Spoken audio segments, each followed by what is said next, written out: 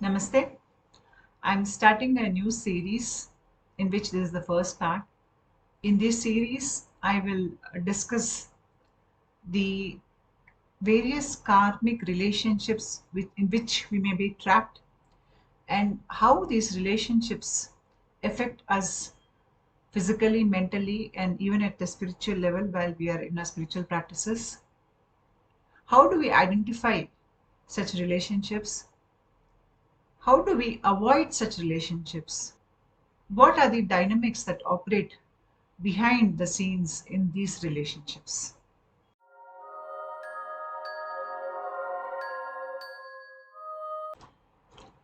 If you want to understand the kind of effect a Kundalini awakening process has over a person and how that person changes after the process, there is a book called the Ashtavakra Gita, in which King Janaka discusses the self, the essence of self, with sage Ashtavakra. This book is an excellent summary of how a person will change after a profound spiritual awakening or Kundalini awakening. There are many paths to God. While we follow many different kinds of practices so that we can have a union with God, it is important to follow the yamas and niyamas that are given in Ashtanga Yoga. When we are following the yama and niyamas correctly, we are on the right path and we progress faster on the spiritual path. People use many different kind of practices like meditative practices, mantra chanting, or selfless service. My path was a path of knowledge or jnana marga. In this path, there is a constant self-inquiry that happens. Initially, it starts with questioning our very existence, questioning the physical reality we see, questioning our physical body and what it means to us. And when we ask the right questions, we gain an understanding after some time that we are not the physical body. Rather, this physical body is a vehicle to which holds our consciousness.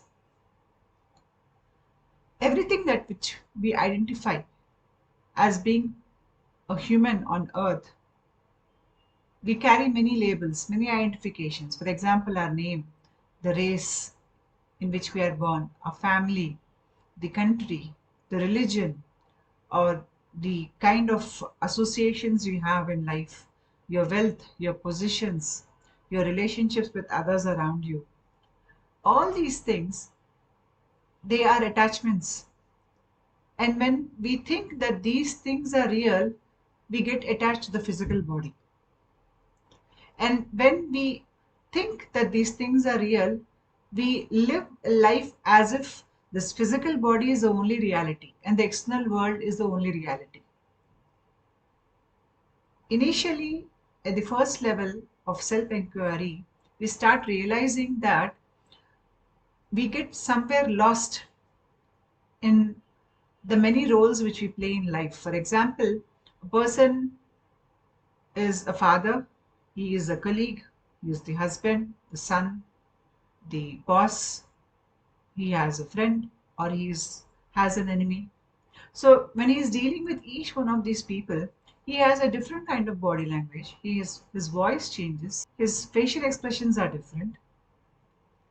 And while playing all these roles, he gets into the skin of the role and he experiences a lot of variety of emotions that are connected with that kind of role. For example, when he is with his child, he might feel a lot of love for the child, attachment for the child.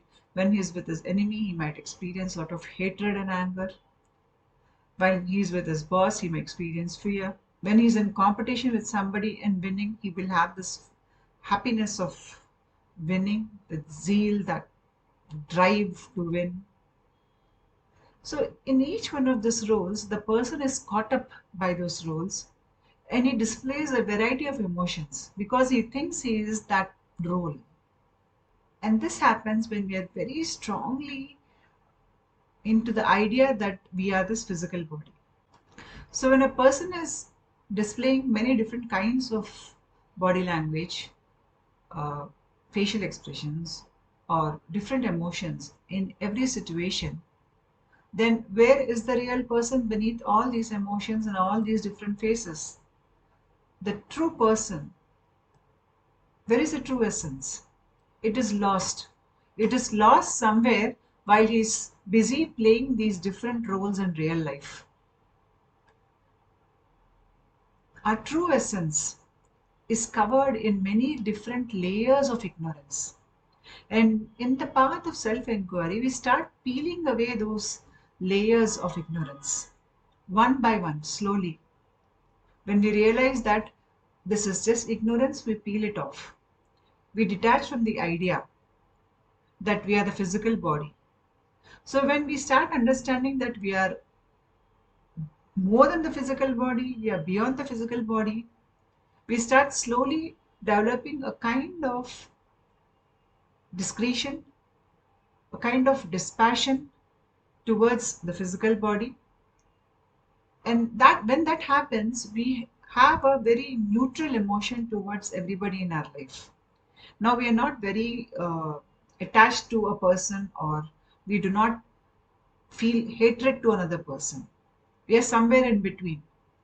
We are on the right path. We are not swayed away by the moment. And we understand that all materials, wealth, name, fame are connected with the physical body, and that we are not the physical body. All relationships are also connected with the physical body. So we do not allow these relationships to define us. We do not allow our labels to define us or our identities to define us. We go beyond that. A wise man does not have a different face at home and a different face for the external world, because he is more self aware now. He is able to understand how he behaves in a particular situation, how he gets influenced, how he gets caught up in the moment. And he prefers to stay away from those kinds of behaviors. He generally has a neutral expression, and he has he does not emit any kind of attachment or any kind of hatred to a particular person. He is generally kind towards all, and he is more open to life. And because he is less attached to his physical body, he operates at a higher level of understanding about life, at a higher level of awareness. At the next level, the person realizes that the voice that is generated within his head, which is the voice which keeps talking constantly inside his head, is not his voice. Like there are many components in a computer, the hardware and the software. Similarly, within us, also we have many different components at the Manomaya Kosha level, that is at the level of the mind or the mental sheath.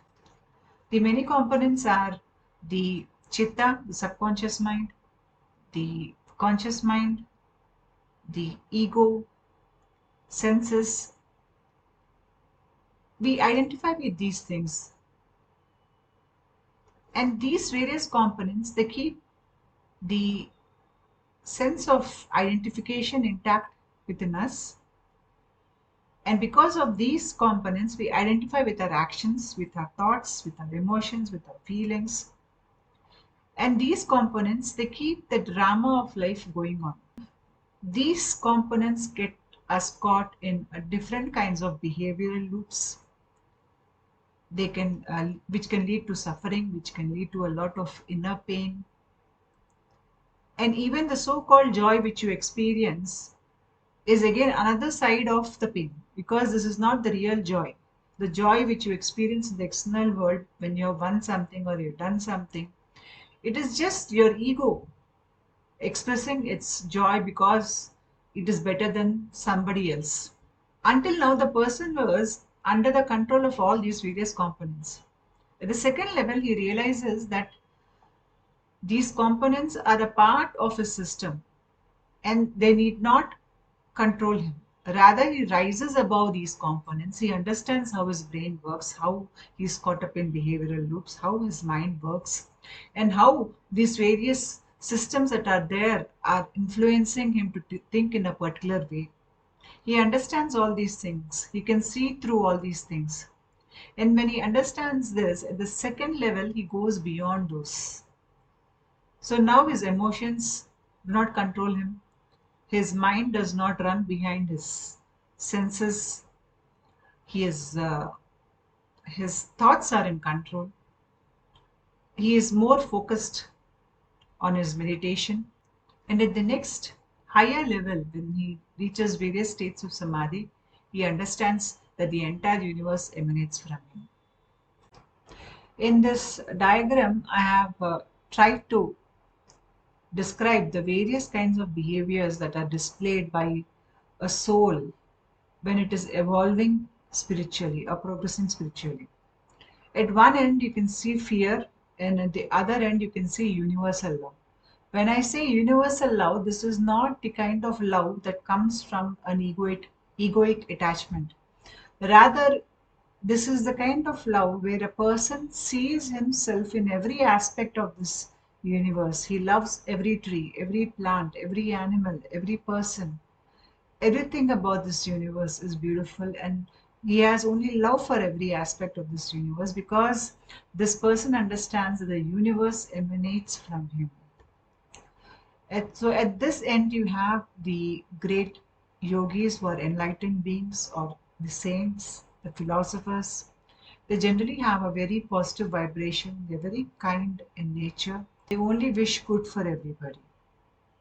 They live in high self-awareness, and they're very highly developed souls. At the other end of the continuum, you have certain categories of behaviors like the narcissists, the sociopaths, psychopaths, the lunatics. So the more we go towards the fear side, the more animalistic is the behavior. The kind of explanation which we can give for these kinds of behaviors is not all souls are at the same level of maturity. We all understand that souls evolve from the mineral level to the plant level, then to the animal level, and then to the human level. You can call these people as new souls. And as new souls, they still carry these memories of the need to survive when they were in the animal states. Therefore, they have this drive to be highly territorial. They have this high fear within them. They see everybody and everything as a competition. They fear for their existence, for their survival. The need to control the external reality is very high. They have little to no regard for other lives. They're always in competition with everybody, including those people who are there in their house. And they don't think twice before using violence as a method of controlling people. The need to instill fear in others is very high in them. They take away from people, they're greedy, and they don't take responsibility for their actions. So at this end, we have these types of behaviors which are displayed by people who are generally are not mature souls, or they're new souls. The first level is from the left is the narcissist. Narcissists can exist in a life in the form of a parents or siblings or partner, colleagues, or as a friends or enemies. They're very difficult to deal with. And the kind of behavior they display is detrimental to our physical and mental well-being. Sociopaths are even more into fear, and these people generally stay away from the society. They cannot mingle within a social circle. They prefer to live their life aloof. They can be physically and mentally abusive to people who are close to them within their family. Next come the psychopaths. Psychopaths are very violent, and they can go to extent of killing a person. In fact, many criminals who are involved in very heinous crimes are psychopaths, and they have no guilt or remorse. Sometimes a psychopath can even be a person who's in control of some organization, and their way of dealing with people is inhuman. And if they are further damaged, then they are lunatics. So generally, people who are at this end of the continuum, they have more junk DNA in their body.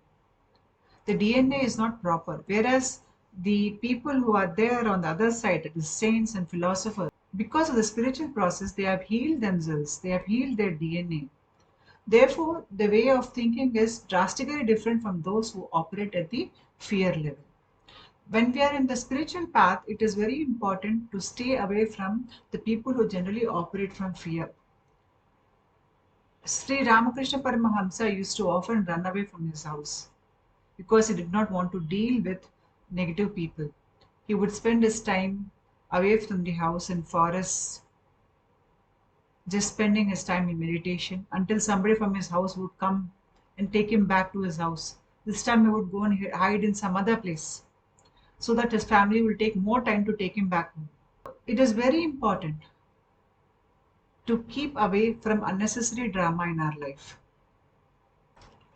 The purpose of these people who are, especially narcissists or other categories who operate from fear, it is to control you, because these people think that the external world is reality, the only reality, and the way they can only succeed is by competing with everybody that is there in the external world. Everybody is an enemy, and it is very important to use force, abuse, or manipulation to control the other person. So these people can be very manipulative, they're very street smart, and when we are spending your time with them, they can make you feel miserable, they can make you feel ugly, they can make you feel dejected, unwanted, worthless, powerless. They don't love you, there is no love in the relationship. It's all about control and all about fear and taking from you. So why do we attract such negative people into our lives? If you look at the picture here, you can see that there's a person standing and there's a shadow that is there. The person will not know what is there in the shadow because it's a dark area. In the same way, for a normal person, the subconscious mind is closed. The active part of the brain is only about 3 to 4%. The remaining part is beyond the person's accessibility. Therefore, it does not know what lies within the subconscious mind. Within the subconscious mind, we can call it the shadow side because we are not aware of it. We have a lot of things like our karma, our behavioral loops, our many different inclinations which are not healthy, our traumas, our fears, our drives, our needs. And apart from that, we have a lot of lessons to learn on earth. So, one reason why these people can come into our life is because we have to learn certain lessons from them, or we have to clear away some bad karma from our life. As long as we have these things within us, we keep on attracting such people into our lives. For example, if there's a person who feels that he needs to please everybody, he wants to make everybody happy. This is a kind of weakness because he feels that he is not worthy of being accepted as he is. A narcissist can easily spot this weakness in a person, and they know that they can play around with this person.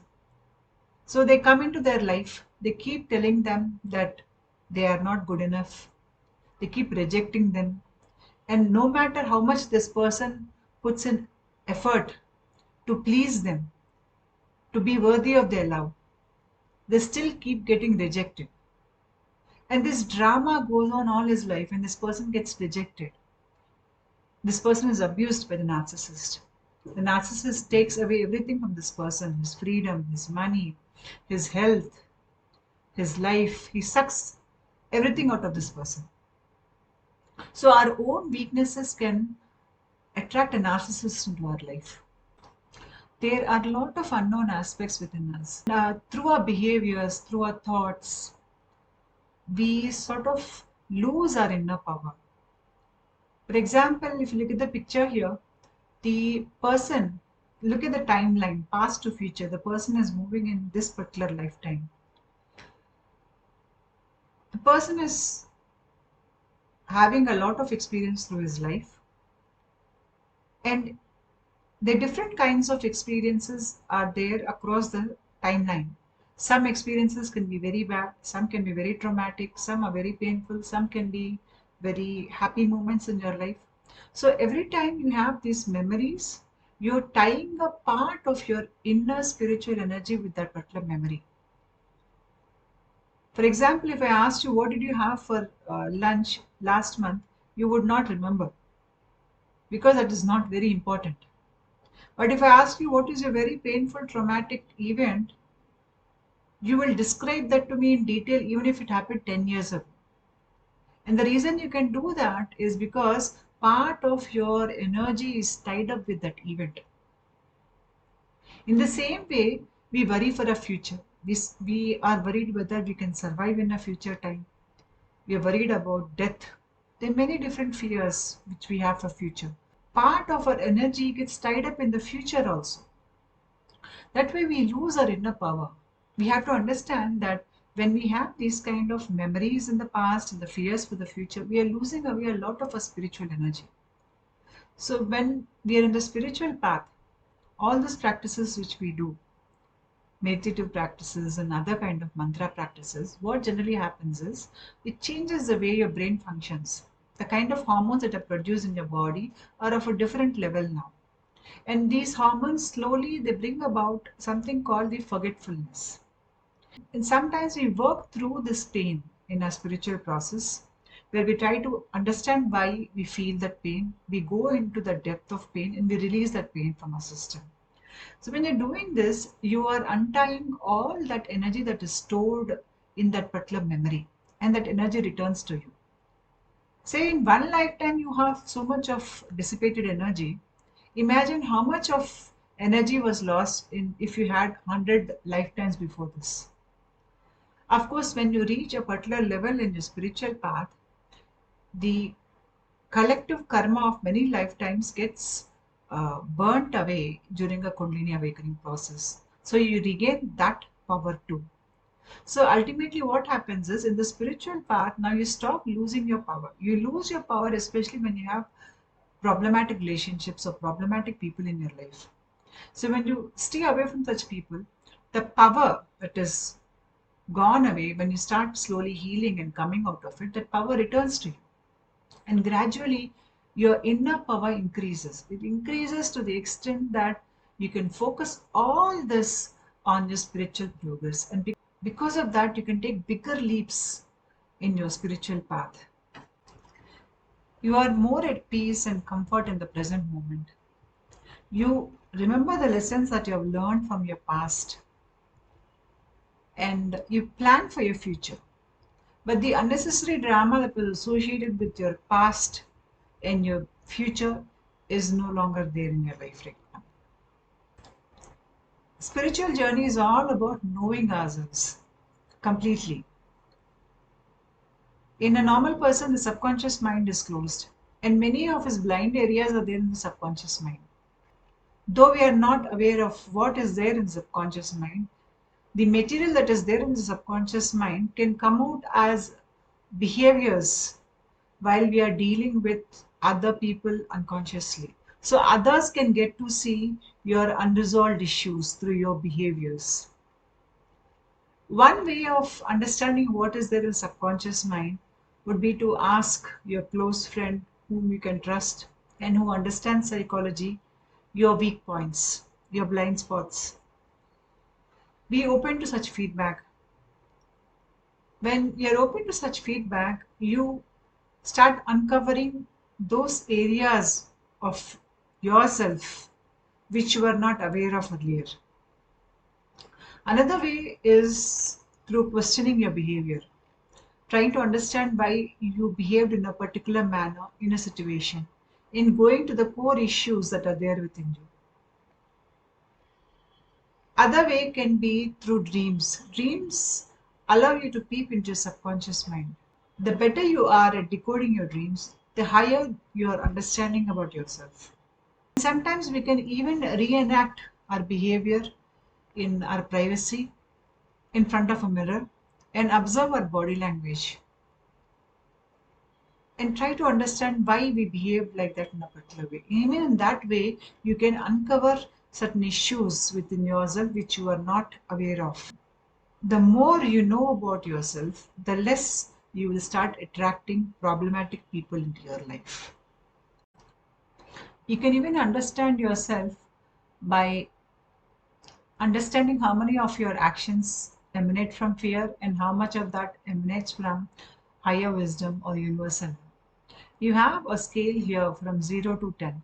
0 being the end of the spectrum from where you're operating from a very high universal love mode, and 10 being that end of the continuum where you are operating from total fear. It is very important to assess ourselves while we are in a spiritual path to understand how much we have progressed from 10 to 0. When I say 0, it is 0 fear. Moving from fear to love is the essence of a spiritual journey, because our true essence is a love. A wise person always operates from a neutral zone. When we get less swayed away by heavy emotions or attachments, we are more capable of thinking correctly. It is very important to take a neutral stand or stand in a neutral zone. For example, if you look at the continuums here, first one you can see love and attachment on the first side on the left. When I say love, this is not universal love. This is the kind of love that comes from attachment, ego-based love. At the other end of the same continuum, you have fear. So a person should never stand in fear or stand in attachment. Rather, he should stand in the middle zone, the blue zone, from where he is able to see both fear and attachment.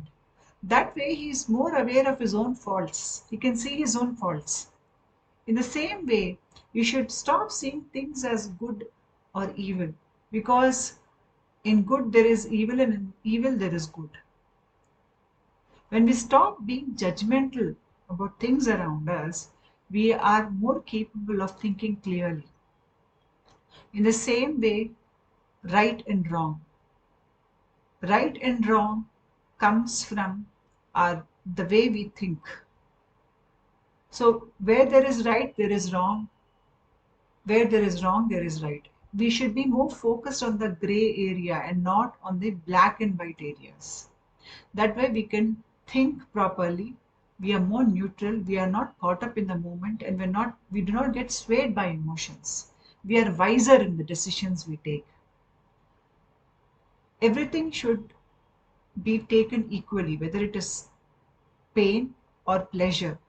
We should be open to life as it comes. When you take this kind of stand in life, there's a kind of dispassion that gets generated within you. Detachment and dispassion.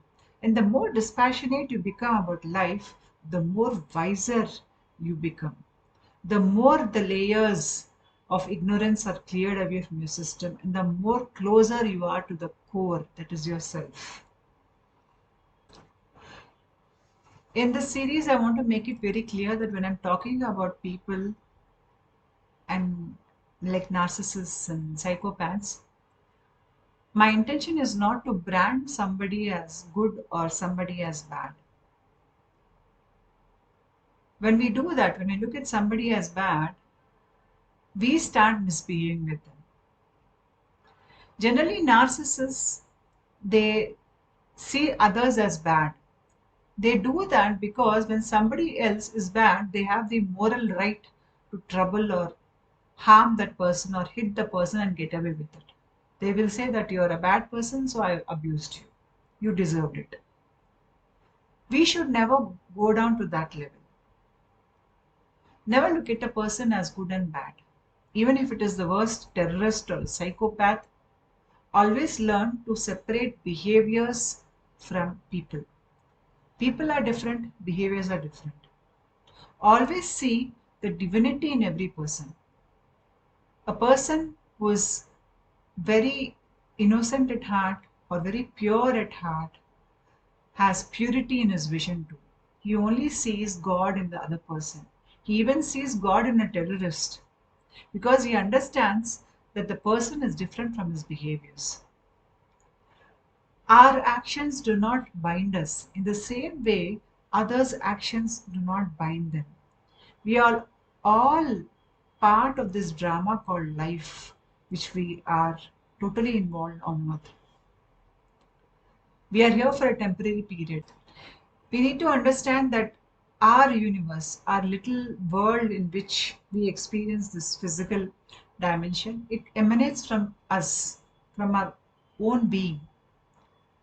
All those people that come into your life come for a reason, and they go away for a reason too. We need to learn and grow from all relationships, from good and bad too. The good people in your life support you, so you have to show gratitude to them. And the bad people who are there in your life, they teach you life lessons. They push you more onto the spiritual path. Because of that, we evolve more. So we have to show our gratitude to them too. So my intention is not to brand anybody as bad. Because when we brand somebody as bad, we feel morally superior. There's again this competition, me versus somebody else, and this pulls the person into duality. So never ever entertain moral superiority. When a person is moving up in the spiritual ladder, they somehow think they've gone free of the ego. But the ego moves up and catches you at that level, and we are not aware of it. So, this false sense of pride of being right or being a good person will again pull you down into the old behavioral loops because your ego starts playing out. The ego within you starts playing out, the spirit within you starts getting muted. So never fall into the trap of feeling morally superior. Always separate people from behaviors. Behaviors can be good and bad. And stay away from people who display those behaviors. But do not hold any grudge towards that person because they are not aware of what they are doing. Their actions don't bind them. They are in our life because we need to experience that. They are mere instruments who are giving us those experiences. In my next video, I'll go more deeper into this topic. But I would like to again remind you that my intention is not to brand somebody as good or bad. These are just behaviors, good behaviors and bad behaviors. The person is always a form of divinity. It's the same divine spark that exists in each one of us. And we should not forget that when you're dealing with problematic people in your life. Because as I said earlier, they do not know what they are doing. Thank you.